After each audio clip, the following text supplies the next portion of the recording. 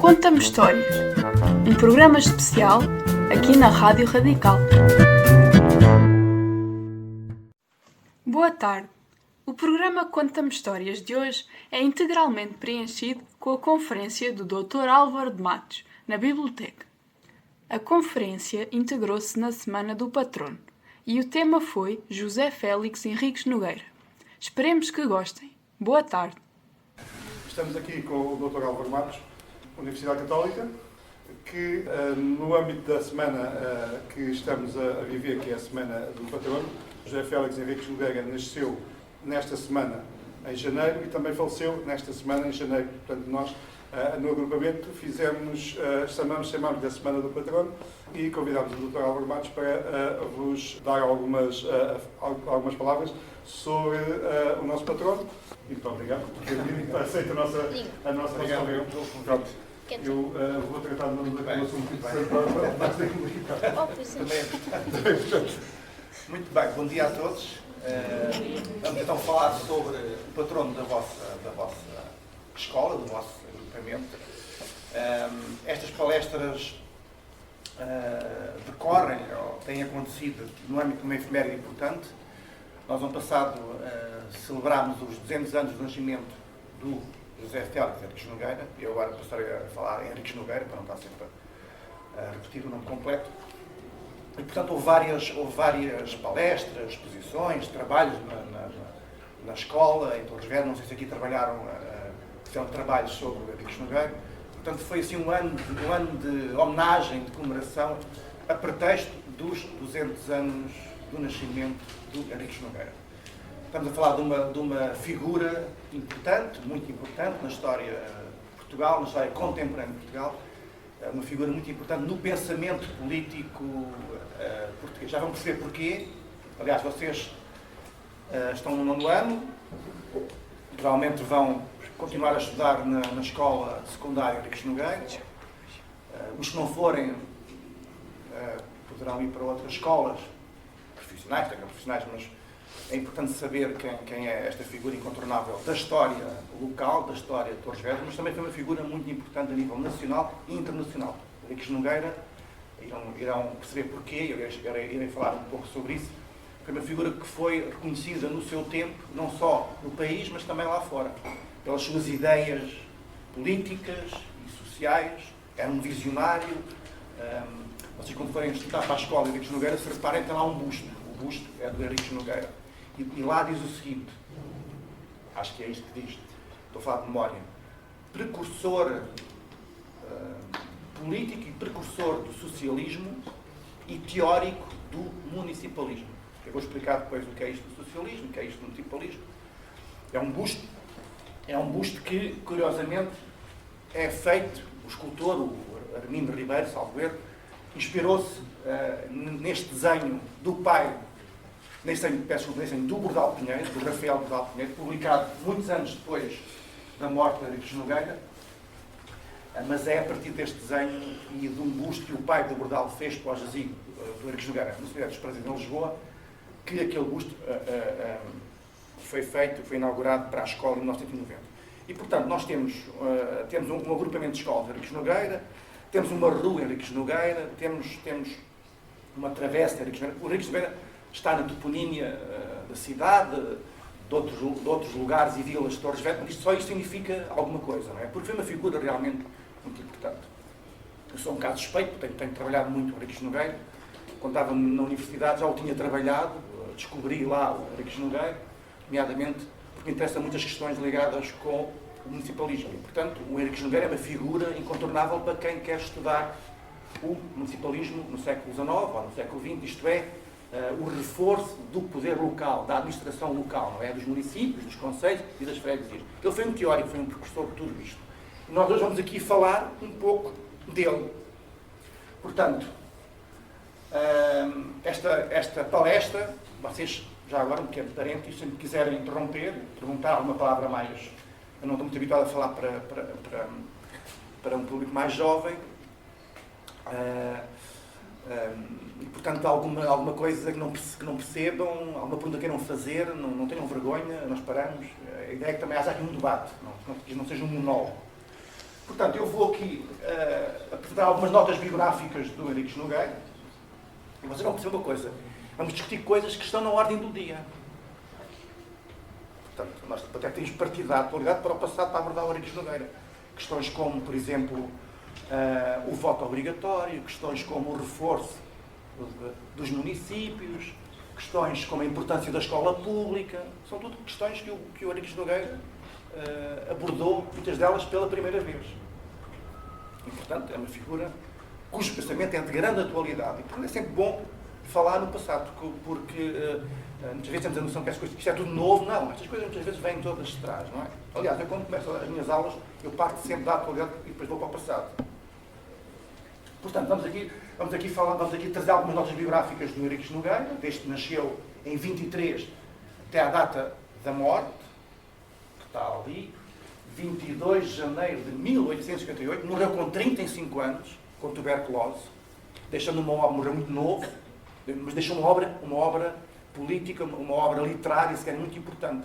E a questão que se coloca é, se este homem tivesse vivido muitos mais anos, que obra política, que legado político ele teria deixado para a posteridade. Não é? Uma vez que, com esta idade, ele escreveu imenso nos jornais, nas revistas, e publicou livros muito importantes, como iremos ver. Mas pronto, a regra nesta altura não era viver 100 anos ou 90. As pessoas, regra geral, a média de vida andava pelos 50 e tal anos. E, portanto, e havia doenças complicadas, como era o caso da tuberculose, para a qual não havia ainda solução.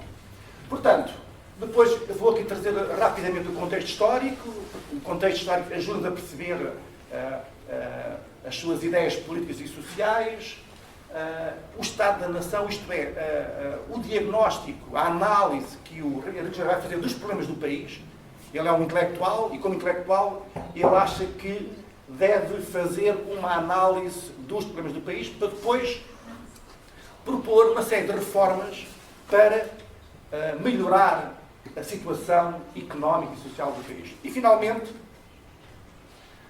terminarei com a utilidade e atualidade das ideias políticas e sociais do Henriques Nogueira. Muito bem. Quem foi José Félix Henriques Nogueira? Considerado pelo João Ferrão, um historiador importante, que já morreu, considerado como uma das personalidades-chave dos meados do século XIX. Ora bem, nasceu aqui perto, na Boligueira. Alguém aqui é Dois Portos? Não. Na Boligueira, freguesia Dois Portos, na altura pertencia ao concelho de Ribaldeira, entretanto foi extinto e incorporado com o concelho de Torres Vedras. Uma terra muito bonita. Eu consegui descobrir, entre aspas, a casa onde ele nasceu. A casa está neste excelente estado de conservação porque a família, da parte do tio dele, portanto, garantiu a continuidade da família e a casa está em excelentes condições. Era uma grande quinta. Aliás, lá à frente à frente da casa temos o Largo Henriques Nogueira. Ele era filho de uma família abastada, rica. O pai chamava-se Félix Henriques Nogueira, a mãe Maria do Espírito Santo Henriques Nogueira. Portanto, herdou uma grande fortuna. Isto na altura era um privilégio, não é? Uma sorte, o que permitiu ter permitiu estudar, ter uma vida independente, poder criticar quem lhe apetecesse. Ele não tinha medo de criticar o poder político e era uma voz minoritária. E, portanto, quando achava que as coisas estavam erradas, elas tinham que ser criticadas, denunciadas e propunha alternativas. O Henriques Nogueira não se limitava a criticar, não é? Como muitos políticos hoje fazem-se a criticar, propõem coisas absurdas, irrealizáveis. Não, Henriques Nogueira fazia contas, propunha reformas bem pensadas. Após a morte do pai, vai viver para Lisboa, com o tal tio que vai garantir a continuidade da família, um tio também rico, negociante, comerciante. Frequentou o Liceu Central de Lisboa, a atual escola secundária de Passos Manuel, e fez o secundário com aprovação, passou a tudo, mas não foi continuar, não foi estudar para a universidade. Normalmente estas pessoas continuavam os seus estudos na universidade.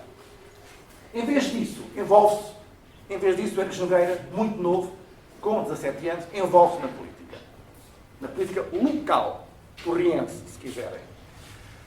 Está entre os signatários, entre os assinantes de uma representação ao Parlamento, não é? Aos deputados da nação,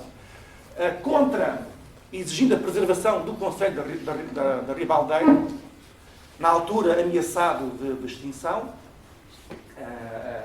Aliás, o Conselho vai ser extinto com o Código de Costa Cabral, de 1842, que faz uma razia aos pequenos concelhos. Havia 800 e tal concelhos, e com esse código muito centralizador passámos para 351 concelhos. Portanto, tudo o que era pequeno concelho, que não tinha recursos humanos, dinheiro, pessoal qualificado. Não se esqueçam, outro parênteses, nesta altura, meados do século XIX, 90% da população portuguesa era analfabeta. Não sabia ler nem escrever. Portanto, as câmaras não tinham recursos humanos e muito menos recursos financeiros para manter estes pequenos concelhos. E, portanto, o Estado Central acabou com estes pequenos concelhos. E ele, curiosamente, mais tarde, não é, confrontado com a realidade, estudando a realidade, ele vai defender o oposto. Vai defender a criação de grandes concelhos. Uma proposta muito, muito revolucionária para a época e que foi muito criticada. Publicou o seu primeiro artigo em 1844 numa revista muito importante que se chamava, um jornal literário que se chamava O Panorama, um artigo sobre a Ericeira. Ou seja, é uma coisa que não vão perceber. O Henriques Nogueira escrevia sobre tudo. Política, economia, biografou imensos intelectuais da época, nacionais, estrangeiros. Escreveu sobre agricultura, vinhos. Era um homem que escrevia um pouco sobre tudo. Nesta altura, os intelectuais escreviam um pouco sobre tudo. E vai ter uma carreira jornalística brilhante a partir daqui. Em 1891, candidatou-se a deputado pelo Círculo de Alenquer, aqui perto. No ano seguinte, em 52, por Torres Vedras, mas nunca conseguiu ser eleito deputado. Por um lado, acho que foi bom, porque assim teve tempo para escrever, para publicar muitos textos na imprensa e para escrever duas obras muito importantes sobre as quais eu irei falar. A quando da candidatura a Torres Vedras, publicou um artigo muito giro, depois saiu em folheto, publicou um artigo na Revolução de Setembro, que era um jornal muito importante, intitulado Aos Eleitores do Círculo de Torres Vedras, onde pela primeira vez o Henriques Nogueira faz a apologia, a defesa do municipalismo. Isto é, ele defendia a descentralização, a transferência de competências, de poderes, de funções do Estado Central para onde? Para os municípios. O tal reforço à missão municipal. Porque ele achava que o município seria, ou melhor, era o motor da mudança. O município seria a ferramenta a partir da qual Portugal deixaria de ser um país atrasado para passar a ser um país desenvolvido. Depois vou explicar isto um pouco melhor. Em 53, talvez frustrado com a sua carreira política, ou melhor, com o insucesso dela, fez uma viagem pela Europa. Esteve na Inglaterra, Espanha, França, Bélgica, Alemanha. Era, como eu disse há pouco, era filho de uma família abastada, tinha dinheiro, isso permitiu-lhe sair daqui e conhecer outros países, outras realidades. Um pequeno parênteses. Quando forem para a universidade, é uma dica que eu deixo, façam Erasmus, conhecer novos países, novas cidades, novos colegas, outros professores. É importante. Isto dá mundo, não é? Dá uma mundivisão diferente. Bom, fecha parênteses. Foi o que ele fez. Conheceu outras pessoas, leu imensa coisa diferente, ficou a par do que se publicava sobre questões que lhe interessavam, municipalismo, socialismo, republicanismo. Absorveu tudo isto E é engraçado porque, à medida que ele ia passando por estes países, ia escrevendo para uma revista portuguesa que se chamava Arquivo Pitoresco, e nós temos lá os textos todos do Arquivo Nogueira, e ele ia fazendo uma comparação entre o que via e Portugal. E qual foi a grande conclusão que ele chegou? Que Portugal estava muito atrasado do ponto de vista económico, social, do ponto de vista educacional, do ponto de vista cultural, em relação a estes países mais ricos, nomeadamente em relação à Grã-Bretanha, que, como sabem, nesta altura inicia a sua revolução industrial. Não é? E o país transforma-se no país mais rico e mais poderoso da Europa ocidental. Portanto, é esse atraso, de alguma forma, que o vai motivar a fazer qualquer coisa pelo país, como irão perceber. Porque ele constata este enorme atraso entre Portugal e estes países mais ricos da Europa. Durante este período, ele vai então escrever os seus principais livros e colaborar em vários jornais e revistas e também fundar várias publicações periódicas, como iremos ver. Ora bem, morre, como eu disse, em 58, 23 de janeiro de 58, com tuberculose, com apenas 35 anos, e isto apanhou muita gente de surpresa e a morte dele causou uma grande consternação pública e publicaram-se muitos artigos, muitos obituários. Obituários são textos que se publicam nos jornais sobre a pretexto da morte de uma figura importante. Aliás, quando nós estudamos, outro pequeno parênteses, quando nós estudamos o Henriques Nogueira, é sempre bom ler estes jornais, nesta altura, nos dias a seguir à morte, 24, 25, 26 de janeiro, porque vamos encontrar muitos artigos biográficos, com imensas informações interessantes e novas sobre o percurso político, social, cívico do Henriques Nogueira. Isso é bom para fazer a história desta figura. E, portanto, porque escreveu-se muita coisa, porque era um homem novo, que escreveu muita coisa importante, e, portanto, era uma grande promessa, nomeadamente, para quem criticava a monarquia constitucional, para quem defendia uma alternativa ao liberalismo monárquico da altura. Aliás, mais tarde, dos republicanos, qual é a grande inspiração dos republicanos? É o Henriques Nogueira. A grande figura tutelar do republicanismo, ou dos principais republicanos, como por exemplo o Teófilo Braga, entre muitos outros, é o Henriques Nogueira, que se vão inspirar na sua obra para defender o republicanismo em Portugal como alternativa à monarquia constitucional. Foi sepultado em Lisboa, no Cemitério dos Prazeres. Cá está o busto dele. Este busto foi desenhado pelo pai do Rafael de Ral Pinheiro. Algum dia se for ao Cemitério dos Prazeres. Aliás, este cemitério tem visitas guiadas. Pode parecer um bocado absurdo, mas é um cemitério muito bonito. O cemitério não tem que ser uma coisa tétrica, feia. E há visitas guiadas a estes jazigos mais importantes. E este é um deles. Reparem na beleza do jazigo, cheio de homenagens de quem? Dos republicanos, dos socialistas, utópicos, etc. Já muito depois de morrer, é criado um clube republicano chamado Clube Henriques Nogueira, em 81. No ano seguinte, esta importante revista republicana publica um texto interessante, assinado acho que isto é assinado pelo Magalhães Lima, sobre o Henriques Nogueira, tentando recuperar esta figura, tinha caído, entretanto, em algum esquecimento, e é importante imortalizar o Henriques Nogueira. Lá está. Ele aparece como um dos principais teóricos e preconizadores do republicanismo, e, portanto, era fundamental trazer novamente esta figura para o espaço público, para a opinião pública. Em 1909, um ano antes da implantação do quê? O que é que aconteceu no dia 5 de outubro de 1910, em Portugal? A República. Um ano antes da República, a Câmara Municipal de Lisboa, que era republicana, era a única Câmara do país que era republicana, atribuiu o nome de Henriques Nogueira a uma rua, não sei se conhecem bem Lisboa, nomeadamente os Passos do Conselho e o antigo Ministério do Reino. Essa rua pequena chama-se Rua Henriques Nogueira.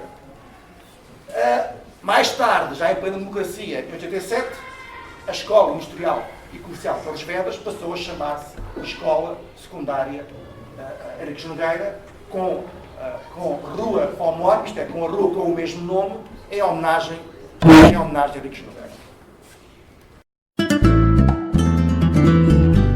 Rádio Radical, a rádio da Escola Básica 2-3 do Machial.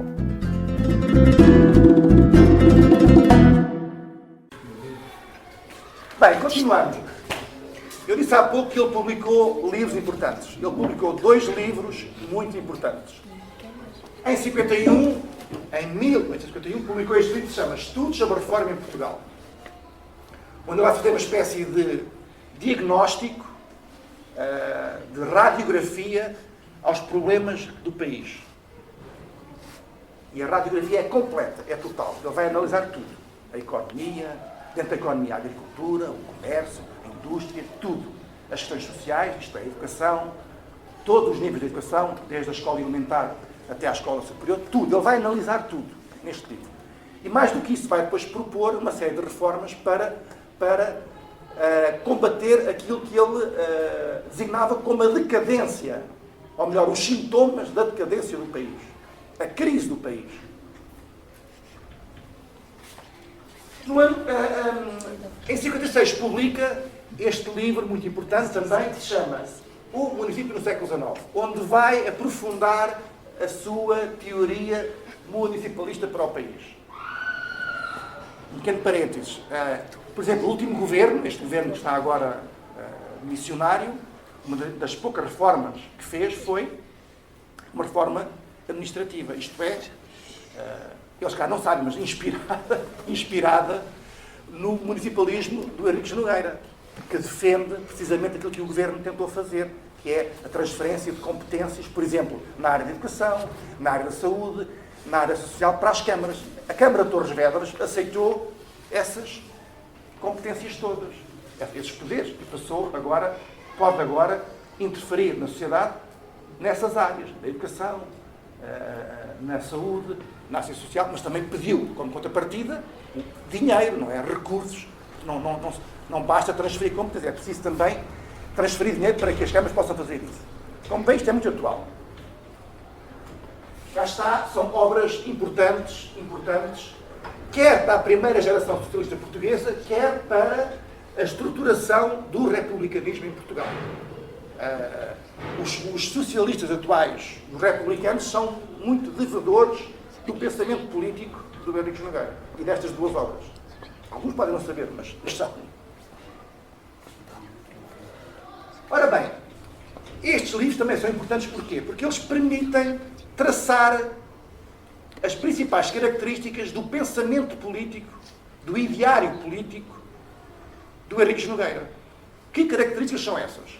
Em primeiro lugar, ele defende o quê? Ele defende a abolição da monarquia, estamos aqui a falar da monarquia constitucional, não da monarquia absoluta, embora ele achasse que a monarquia constitucional fosse uma espécie de monarquia absoluta encapotada.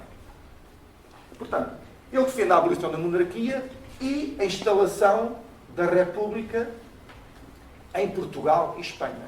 Já vão perceber porque é que ele também defende a instalação da República em Portugal e Espanha. Nesta altura, no século XIX, nós tínhamos 2 monarquias, a monarquia portuguesa e a monarquia espanhola, ambas constitucionais.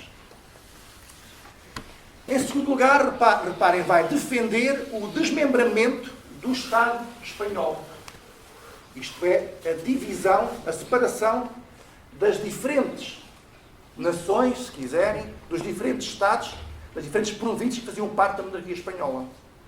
Catalunha, Galiza, País Basco, Castela, Andaluzia. Ele fez a separação disto tudo. O tal desmembramento do Estado espanhol. Porquê? Isto tem tudo uma lógica, atenção. Para criar uma ideia utópica dele, que era a federação dos povos peninsulares. Isto é, a união de Portugal com estas províncias espanholas separadas da monarquia.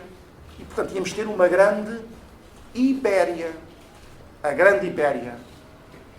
Ou a Ibéria. Ou a Federação Ibérica. Esta ideia também deve ser entendida à luz da geopolítica da época, dos interesses internacionais da época. Porquê? Porque havia grandes potências europeias. Quais eram essas grandes potências europeias?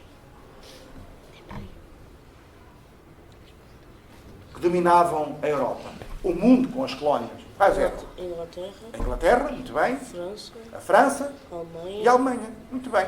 E, portanto, o Henriques Nogueira achava que a melhor forma de Portugal e Espanha contrabalançarem essa supremacia destes países que foram aqui referidos, destes impérios que foram aqui referidos, era criar também um grande bloco ibérico. Isto é, os outros dividiam para reinar. O Henriques Nogueira queria unir para equilibrar estas diferenças em termos de política internacional. Isto faz sentido. Ainda hoje temos iberistas que defendem isto. O José Saramago era claramente um iberista. Tem um livro que se chama Jangada de Pedra, onde defende essa ideia. Portanto, isto também ficou. Portanto, cá está. A federação dos diversos Estados hispânicos, daí resultando daquela separação, não é? Abrangendo Portugal em termos de perfeita igualdade e equilíbrio de forças. Isto é, estas províncias tinham os mesmos direitos e os mesmos deveres. Não havia uma fusão. Havia uma união, que são coisas diferentes. Os críticos do Henriques Nogueira vão apontar essa ideia de que Portugal, com esta união, perderia a sua independência nacional, a sua autonomia política. Não, ele diz, o meu federalismo não põe em causa a pátria portuguesa, não põe em causa a independência nacional. Eu quero unir para sermos mais fortes no contexto das nações europeias. Ora, isto eram ideias muito minoritárias, muito utópicas, muito revolucionárias, se quiserem. Em quarto lugar, o tal municipalismo, portanto, o reforço à administração local. Depois, o incremento da agricultura, que ele achava que estava muito subdesenvolvida. E depois, a reforma da sociedade através do associativismo. Há aqui algumas palavras que importa reter.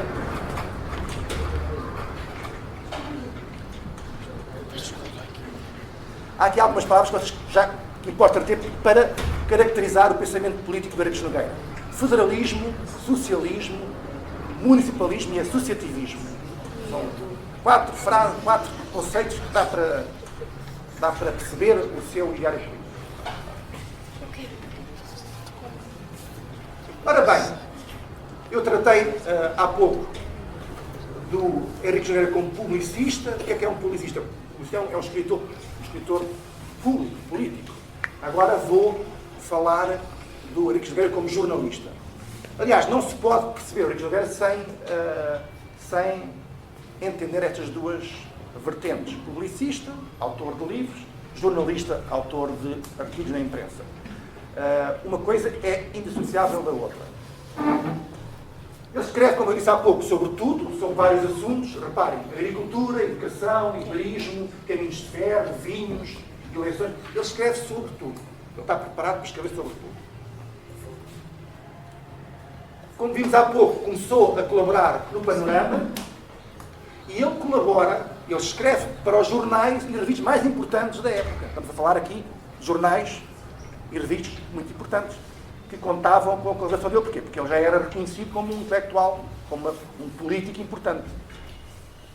Escreve no Panorama, escreve no Eco dos Operários, escreve no Jornal da Associação Industrial Portuense, escreve no mais importante jornal político da segunda metade do século XIX, a Revolução de Setembro, onde ele publicou o tal folheto aos eleitores do Círculo de Torres Vedras, entre outros assuntos.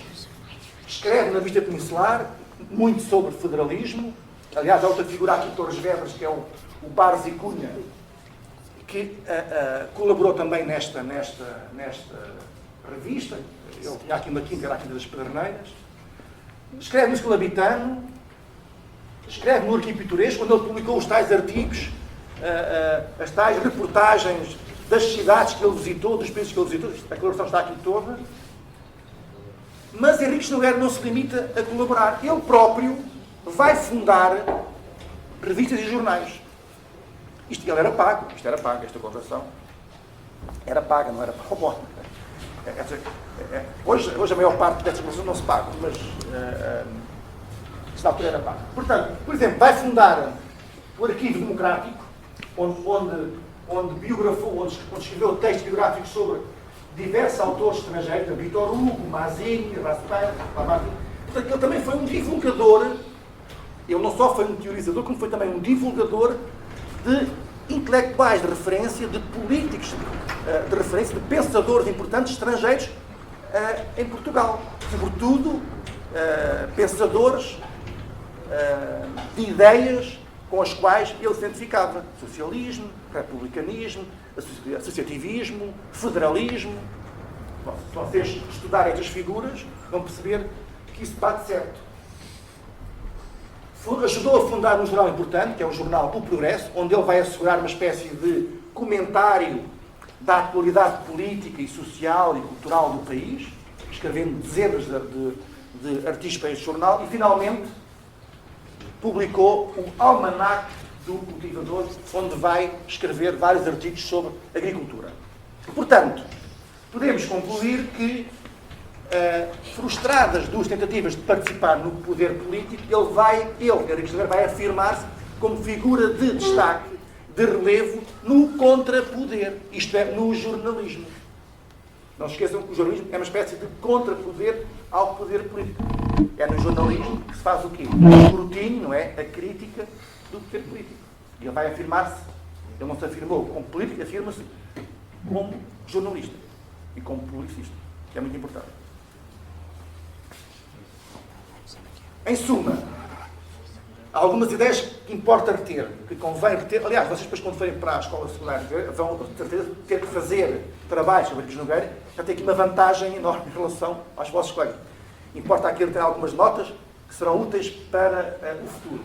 Portanto, político, ele é um precursor do republicanismo e do socialismo em Portugal, jornalista, articulista é aquele que escreve artigos, publicista, escritor público, politólogo, portanto, teórico do municipalismo, teórico do iberismo, teórico do federalismo, adepto do associativismo. Portanto, em suma, ele é, sem dúvida, um intelectual típico do século XIX. Encarna essa figura do intelectual comprometido com a coisa pública, com a res pública. Portanto, isto é muito, muito interessante. Questões, antes de passarmos para os tópicos seguintes.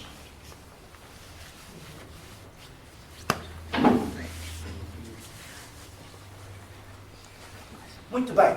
Trouxe aqui os principais traços, notas biográficas do Henriques Nogueira.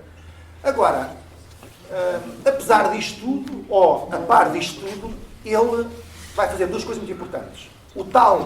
A tal análise crítica, a tal radiografia ao país, o tal diagnóstico, para perceber o que é que está bem e o que é que está mal. Isto é quase tudo mal, na perspectiva do Henriques Nogueira. Atenção, isto é o diagnóstico do Henriques Nogueira.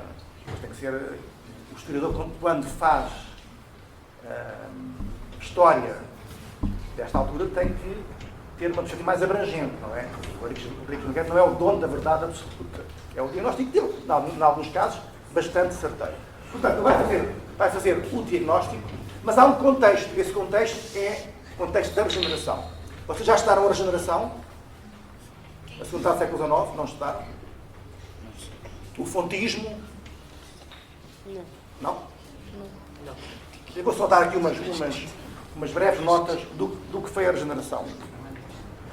Porque estas notas ajudam a perceber depois quer o diagnóstico dele, quer as reformas que ele vai apresentar para salvar o país, para melhorar o país. Ora bem, como sabem, durante a primeira metade do século XIX, o país, além da Revolução Liberal de 1820, viveu em grande instabilidade política. Primeiro houve uma guerra civil entre liberais e absolutistas, depois houve uma guerra civil dentro da família liberal, portanto o país andava sempre em guerras. Isso também é um fator que explica o atraso de Portugal por comparação com outros países europeus.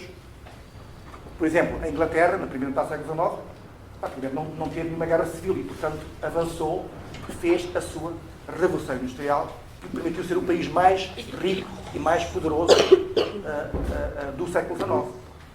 Ora bem, Portugal, só a partir de 51, de 1851, é que acabou com esta instabilidade crónica e vai, portanto, conhecer um período de grandes melhoramentos materiais, de grande desenvolvimento, que se chama a regeneração. O próprio nome significa alguma coisa, não é? A regeneração, isto é, o melhoramento de algo, não é?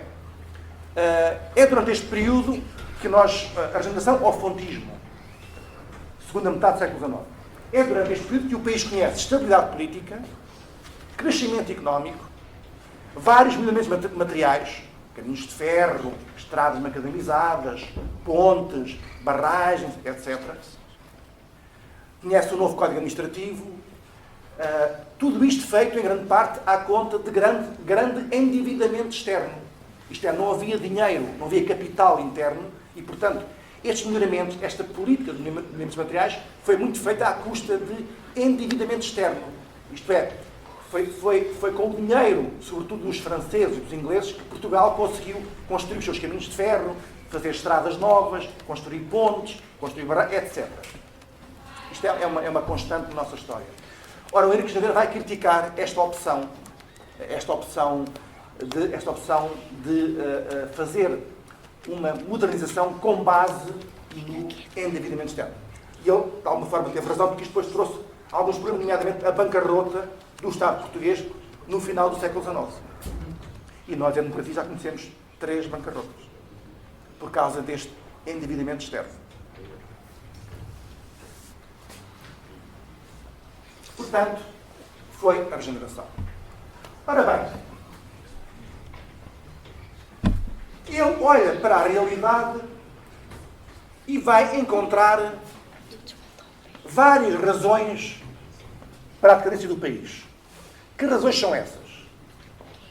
A monarquia constitucional, em primeiro lugar, portanto, a questão do regime.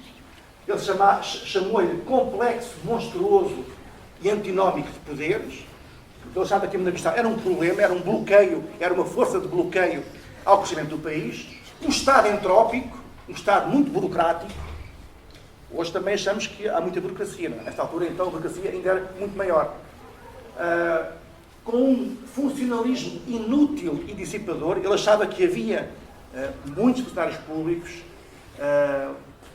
e que era preciso uma cultura de mérito em vez de uma cultura clientelar. Isto é, o tal fator C, a tal cunha, não é? Já vinha de trás. Uma justiça imparcial e lenta.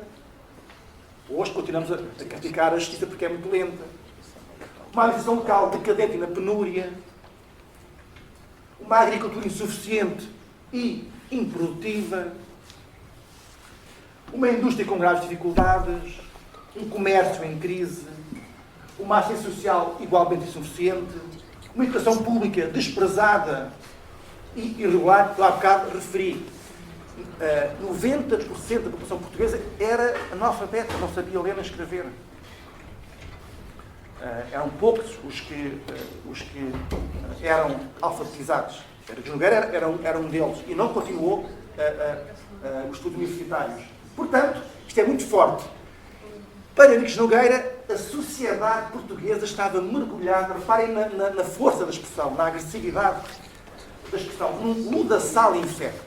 E, portanto, ele, como intelectual, não podia acomodar-se a esta situação. Ele tinha que fazer qualquer coisa para inverter esta decadência no país. É claro que depois, nos livros deles, ele, para cada um destes tópicos, explica, ele fundamenta porque é que o comércio está em crise, porque é que a agricultura está decadente, porque é que a educação pública... aliás, não havia na altura uma educação pública gratuita. Ele vai defender isso, é dos primeiros teóricos a defender uma escola pública gratuita para todos, independentemente da sua proveniência social ou económica. E, portanto, ele achava que isto era insustentável. O país continuasse com estes sintomas, com esta tendência, nunca se aproximaria dos países mais ricos da Europa. E, portanto, vai propor, feito o diagnóstico, feita a análise, vai propor uma reforma completa da sociedade portuguesa. Cá está. A salvação da nação implicava uma reforma radical e sistemática na administração e economia do país. Ele achava que era preciso fazer tudo diferente do que estava a ser feito. É dos primeiros pensadores a colocar o dedo na ferida, a fazer esta crítica com esta agressividade à regeneração e ao fontismo e se quiser, ao liberalismo monárquico da época. Era uma voz muito minoritária, mas foi uma voz que depois que deixou sementes, e essas sementes germinaram no republicanismo, no socialismo dos anos 70 e por aí fora.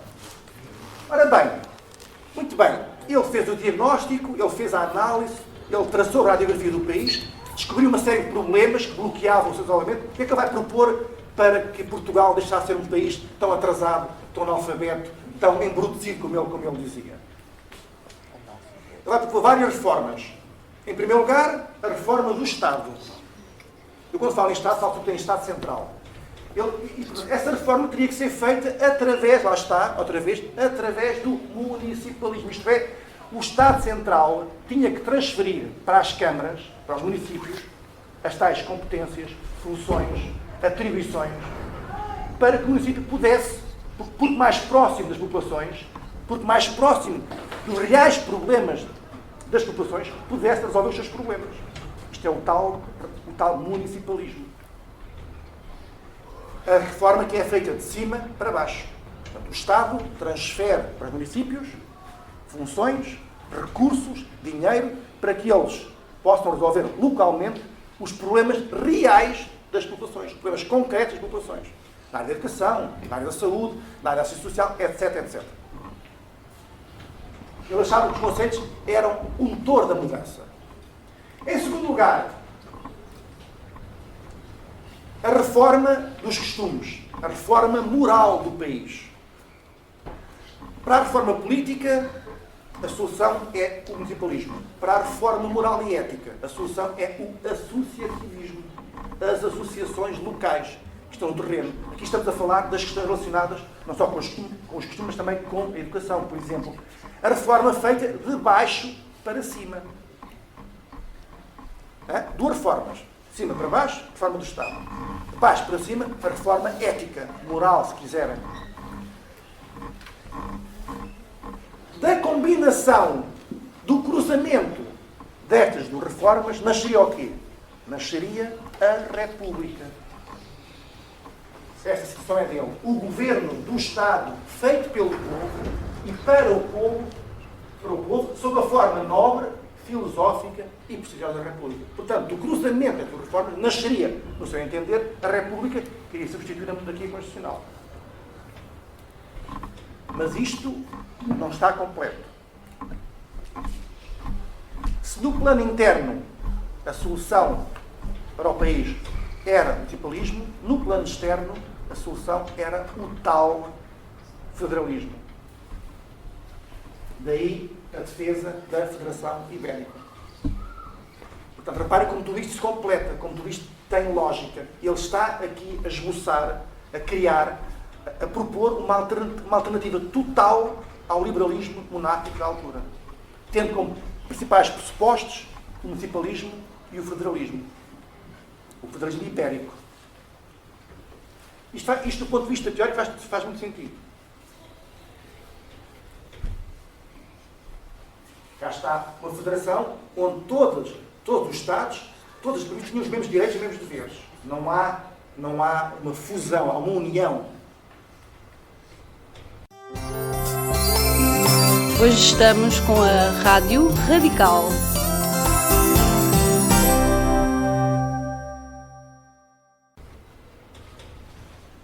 Naturalmente, ele foi muito criticado na época, era uma voz solitária, estamos a falar em meados do século XIX, foi muito criticado sobretudo por quem? Pelos legitimistas, por aqueles que não se reviam na monarquia constitucional, mas também não se reviam nas ideias defendidas por João Nogueira, porque eles achavam que esta federação iria acabar com a independência de Portugal. Iria pôr em causa a autonomia política de Portugal, com vários séculos, fruto de vários séculos de história.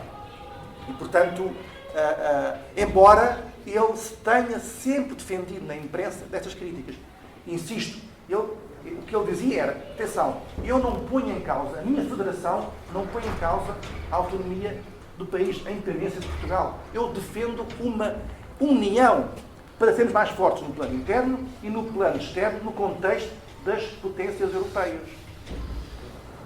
Porque se houver um bloco ibérico com as suas colónias, e Portugal e Espanha tinham muitas colónias, que eram cobiçadas por estes países, por exemplo, pela Alemanha e pela Grã-Bretanha, apesar de ser um aliado nosso, portanto, um bloco ibérico com estas colónias todas conseguiria equilibrar as disputas, ou se quiserem, atenuar, impedir as políticas expansionistas de quem? Da Alemanha, da França e da Inglaterra.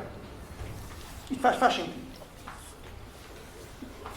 E, portanto, esta era a grande Ibéria, o grande sonho, a grande utopia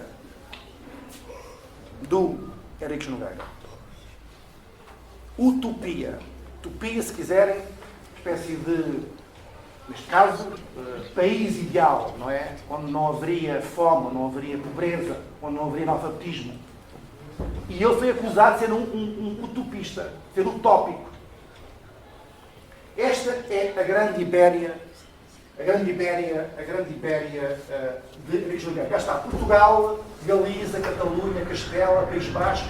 Portanto, tudo isto seria a Ibéria, a Federação Ibérica, esta soma, não é? Esta união de diferentes províncias. E onde é que ele vai defender a capital desta grande Ibéria? Em Lisboa.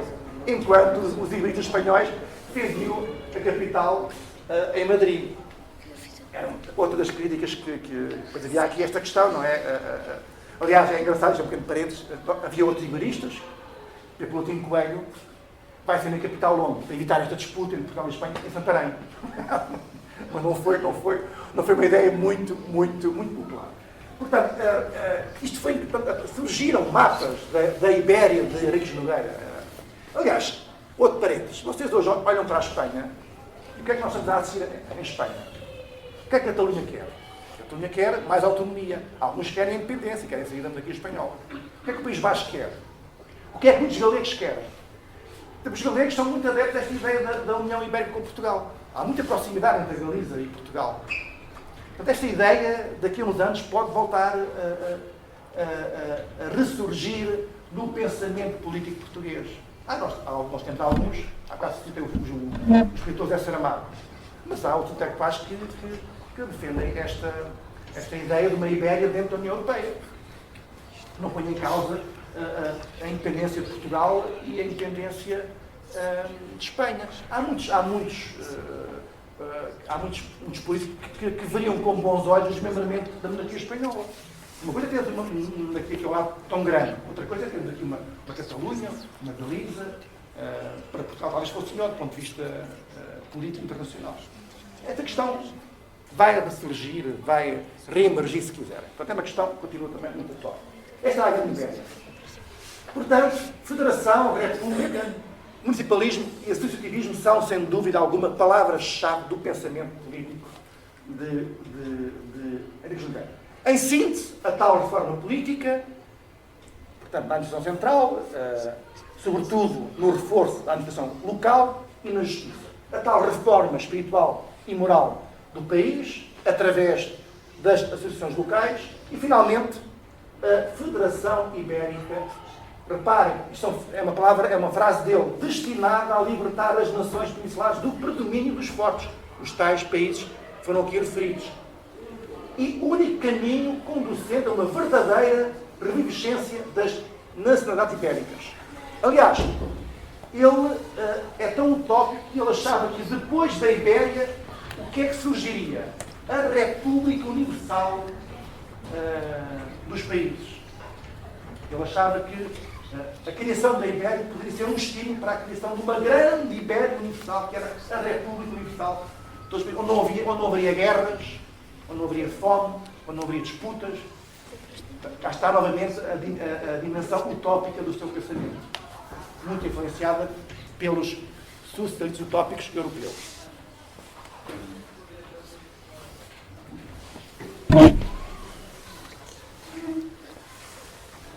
Para terminar, alguma questão? Até aqui está entendido?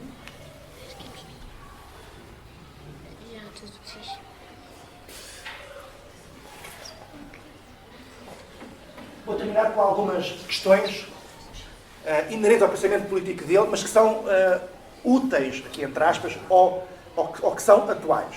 Por exemplo, a questão do escritor, do intelectual responsável pela coisa pública, pela res pública. Isto é muito... Os grandes intelectuais do século XX, embora hoje não seja tão atual, mas tinham esta preocupação, não é? Eles achavam que tinham um papel a desempenhar na denúncia das desigualdades e na construção de alternativas. Isso veio de trás. E Henrique Junqueira também foi muito pioneiro nisto, não é? No papel do intelectual responsável, preocupado com a coisa pública e, portanto, obrigado moralmente a descortinar, a identificar os problemas e as soluções para esses problemas. Em segundo lugar, a política como atividade ecuménica, isto é, que está em todo o lado, de âmbito geral, transversal, que está patente também na sua ideia, na defesa, na apologia de uma república universal dos países que viveria harmoniosamente para sempre. A importância de introduzir, inculcar na sociedade valores morais importantes. Alguns destacados pelo Henrique Junqueira. O amor à família, a instrução, a importância da escola, seja ela pública, privada ou social, o amor ao trabalho, o amor à economia, o respeito pela propriedade privada. Também há aqui uma influência do pensamento liberal que não está totalmente ausente neste pensador socialista e republicano. O respeito pela propriedade privada. Ele nunca defende, como defendiam os comunistas na altura, a revolução através da luta de classes. Henrique Junqueira não é um comunista. Não defende, para ele, a solução não passa pela luta de classes. Passa, sobretudo, pela instrução, por esse amadurecimento intelectual e pelo aproveitamento desses recursos na transformação da sociedade. Já aqui referi a insistência de que o federalismo não é incompatível com a ideia de pátria. Não põe em causa, não menoriza, não secundariza, não apaga a independência nacional de Portugal. A defesa do voto universal direto. É dos primeiros pensadores a defender o voto universal direto, o voto das mulheres, por oposição ao voto censitário. Nesta altura, apenas votava uma pequena parte da população em função dos seus rendimentos. A maior parte das pessoas não votava. Ele achava isso insustentável. O voto tinha que ser universal direto e tinha que incluir o voto das mulheres. Foi dos primeiros a defendê-lo. O voto obrigatório. Hoje está na ordem do dia. Face à abstenção existente. Nós vamos agora para eleições no dia 10 de março. A taxa de abstenção nos últimos anos estava próximo dos 50%. Quando metade do país não vota, é porque alguma coisa se passa, não é? Por exemplo, no Brasil o voto é obrigatório. Quem não votar, paga uma multa. Ele não defendia isso. Defendia trabalho comunitário. Quem não votava, fazia trabalho comunitário. Porque o voto é o resultado de muitas lutas. Houve muitas pessoas que morreram para nós hoje podermos votar. E, portanto, nunca deixem de votar, nem que seja votar em branco. Eu não estou a fazer a apologia do voto em branco ou do voto nulo. Mas já é importante, vamos imaginar, outro parênteses, se 20% da população portuguesa votar em branco, isso tem um significado muito importante. É porque as pessoas não se estão a rever nas soluções políticas apresentadas pelos partidos políticos, não é? É importante. Agora, a pessoa não se quer interessar e depois mais tarde queixa-se. Isso não faz sentido nenhum. Portanto, não deixem de votar, até porque o voto é o resultado de lutas terríveis e muitas pessoas morreram para que nós hoje possamos votar. E se não estão satisfeitos, fundem partidos políticos diferentes, participem em movimento, há sempre muitas alternativas. Agora, nunca deixem de votar. A introdução da educação física nas escolas foi dos primeiros a defender a abolição da pena de morte. Cá está, na altura, quando ele defendeu a abolição da pena de morte, disseram que ele era doido, que era um utópico. Ela foi abolida em 67, em Portugal. Ele achava que era uma coisa inenarrável, quando a maior parte dos países europeus já tinham acabado com a pena de morte. A universidade, esta ideia é muito interessante, a universidade como recurso da administração, se quiserem, do Estado, para a resolução dos negócios graves. Esta aproximação entre a universidade e o Estado, não é? É um recurso que está ali para ser usado, utilizado, recordado na resolução, na solução dos problemas graves do país. Isso hoje às vezes acontece, vamos buscar, e deve acontecer. As universidades não devem só, por esse conhecimento, também devem contribuir para a solução dos graves problemas do país. É isso que nós procuramos também fazer lá na Católica. A reforma do Estado, aproximando esta preocupação com o concreto, com os problemas concretos das pessoas.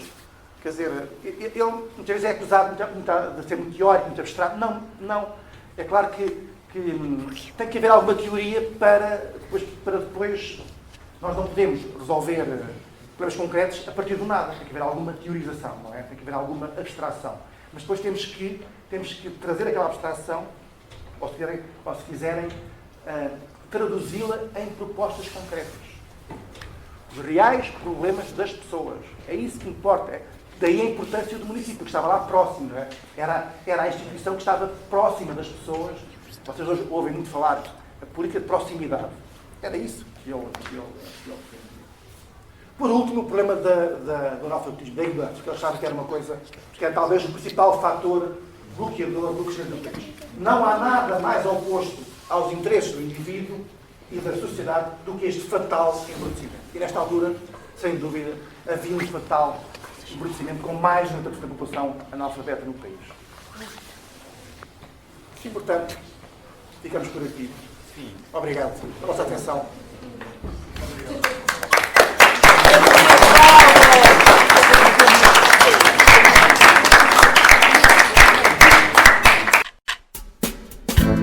Conta-me Histórias, um programa especial aqui na Rádio Radical.